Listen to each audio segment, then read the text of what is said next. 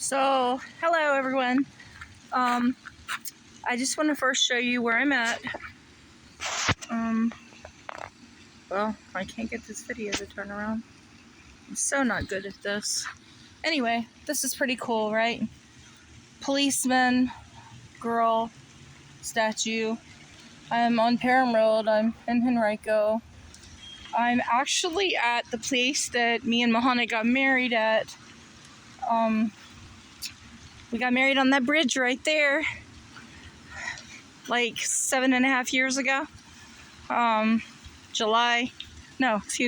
8th, 2016. Well, forget my anniversary. Beautiful, right? So, this video I'm making, I came to where I married my husband because I want people to understand how important my husband is to me. I want people to understand fully how much he means to me and how I'm willing to fight until my very last breath for justice for my husband. And sit on this bench so I don't have to walk and talk. So this video is for Judge Hairston. Judge Hairston, I want you to know that on September 20th and 21st, 2021, when my husband had his trial, the jury found my husband guilty. An innocent man was found guilty, a man that's never even had a speeding ticket. I want everyone to know that you allowed Alvin Williams, the prosecutor, to come in that courtroom and get away with lies, manipulation. You allowed Detective Eric O'Brien to lie, to manipulate the court. I want people to know what's going on in Virginia, specifically Richmond, because that's what I've had to deal with. I want people to know the racism, the Islamophobia that's happening in Richmond courts. Everything that I talk about in my videos, I have evidence. But no reporter, no organization, no senator, congressman, no one cares. Because our state is so corrupt, our government is so corrupt, that no one's willing to talk to me to find out the truth and to put it out there for everyone to see and hear. As you see, I look horrible now. I look so different compared to 3 years ago. I am physically sick. I'm mentally sick. I'm not gonna lie. I'm emotional. I'm sensitive. Look at this. Look at my hair. My beautiful blonde hair is gone. The stress that was brought onto me and my husband because Detective Eric O'Brien screwed up when he arrested my husband. Y'all let Delonte Winston walk away with $15,000. You let him walk away, no process in Henrico County with racketeering and sex trafficking. And the Attorney General, Jason Myers, and the Governor Youngkin, y'all are all over social media posting about sex trafficking and stopping it, but you're involved in it. When you allowed that man to walk away, no process in Henrico County for sex trafficking, that means you're involved. You've got your hand in it. Your hands are dirty. And God needs me to tell you that you're not doing what God tells you to do. People they want to believe you're good, but you're not. And I voted for you, Jason Myers and Glenn Youngkin. I voted for you because I was tired of what the Democrats were doing to my husband, the corruption. But now I see it's both sides.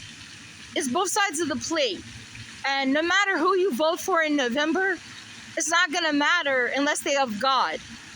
Now, Delegate Mike Cherry, he is in Chesterfield County. He is my associate pastor from the church that I used to go to.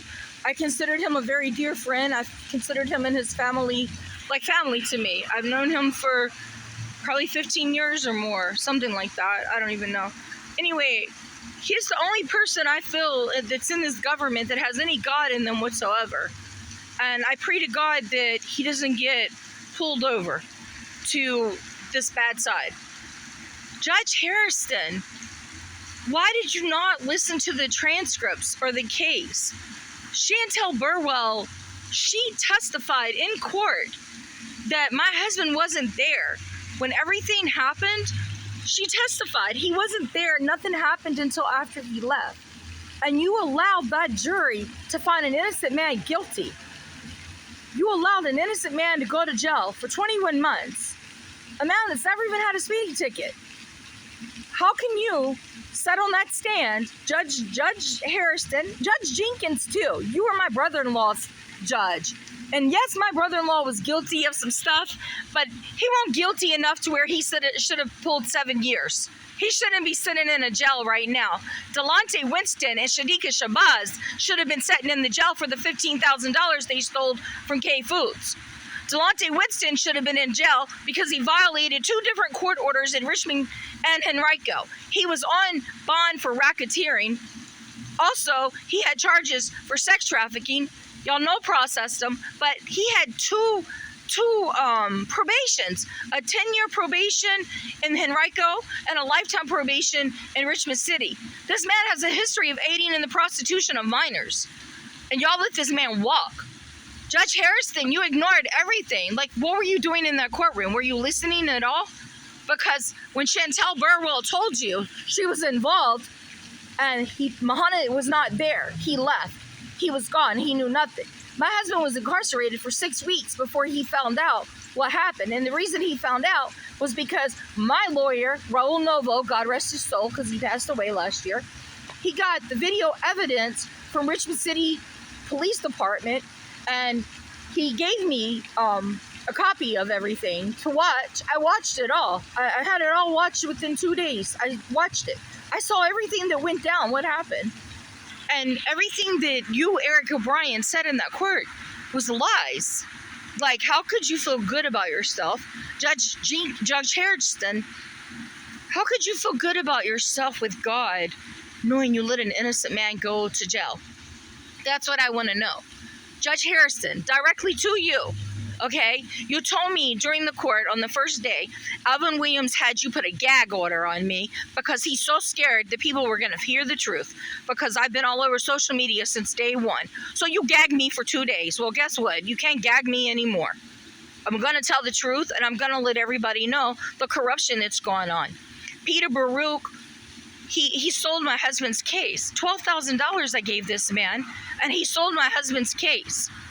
He didn't give the evidence. There is video footage that shows my husband leaving. He left at 11:12 p.m. That crap, what Alvin Williams showed the court, that my husband locked the door at 7:54. Well, if Peter Baruch would have spoke up and said, keep the video going, 7:55, 1 minute later, he unlocked the door.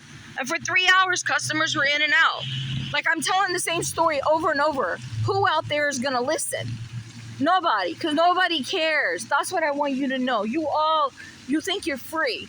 You white people especially. Yeah, I'm white. But let me tell you how stupid we are as white people. We think that we are free and that it can happen to us. Well, guess what? If you're white and you got a family member that's not white, you better watch your family members, because this corruption that's going on in Richmond City, they after them. They will throw the key away. And if you're white, they will threaten you. Oh, let me tell you how Detective Russell told me he was going to lock me up. He was told me, what are you, lady, a fucking lawyer? This is a detective that don't even know me. Like, I was working as an epidemiologist for the state of Virginia on COVID at that time. January 8th, 2021. That's the respect I got. I have a son-in-law that died serving this country and gave his life. And this is what my family gets, the things we get. Y'all threw my innocent husband in jail for 2 years. You know, Colette McKeechin, you're nothing but a liar. And that's not nothing but a fact. It's truth. Truth and facts, and I have the evidence to prove it. I have the court transcripts that Colette McKeechin lied to Senator Hashmi and said didn't exist. I have them. Alvin Williams, his statements to the judge during my brother-in-law's bond hearing, that these people were Muslim, that's Islamophobia, it's racism. So you white people can think, oh, well, we don't care because they're Muslim and it's not about us. But you know what? If it can happen to them, it can happen to you. Wake up. Wake up. Like, people need to know, because voting's coming. And these people that are telling you, we're for you, we're going to do this, we're going to do that, they're lying. Jennifer McCollin, she's a liar. She don't do nothing. She did not help me at all. Senator Hashmi, she lied to me. She told me she would help me. She wouldn't stand for Islamophobia. I have the emails to prove it. But what did she do? She turned her back on me and told me, don't call or email me anymore because you don't live in my district. I work for my constituents. But my taxes pays your paycheck, Senator Hashmi. Wake up. You know, at the end of the day, what it comes down to, and I'm getting too emotional like always, and I'm looking at how horrible my hair looks, and like I really need some color, but I just had a tumor taken out, so I can't color my hair. You know, God's given me all these tests. 3 autoimmune diseases, a tumor removed August 22nd. I just had surgery done 2 weeks ago on my arm to have cancer taken out. Like, my life is hard. Oh boy, is it hard, but I still got my faith in God. And God wants me to tell the truth. He wants me to fight for justice because I don't need to fight because God's going to win it. I wrote to all these detectives, to Lieutenant Jackson, now he's a sergeant, woohoo, he got promoted. Captain Leno, Detective O'Brien, Detective Russell, Gary, Bailey. I wrote to him. I wrote all these people an email telling them what they did to us, how we suffer with PTSD now. Me and my husband can't be nowhere near police. Thank y'all very much for that, because I had so much respect for police. It's disgusting. Like 5 years ago, I had every video, those dance videos that every police department was making, I was posting. I was so excited. I had so much respect for y'all. Thank you, Richmond City Police. You took away my respect. You know, you showed me the truth. And I wrote them an email telling them how I felt, because I felt I deserved to get it off my chest. I deserved closure, and I told them I forgave them. I have forgiven them. You are forgiven. But at the end of the day, I don't want to see this happen to another family. And at the end of the day, I told them, you have to ask God for forgiveness. And that's what they need to do. Well, really? Come on. Like, making a video here. The police that did this, Judge Hairston, Alvin Williams, Colette McKeechin, all of you have to ask God for forgiveness for what you did to me and my husband. We're still suffering.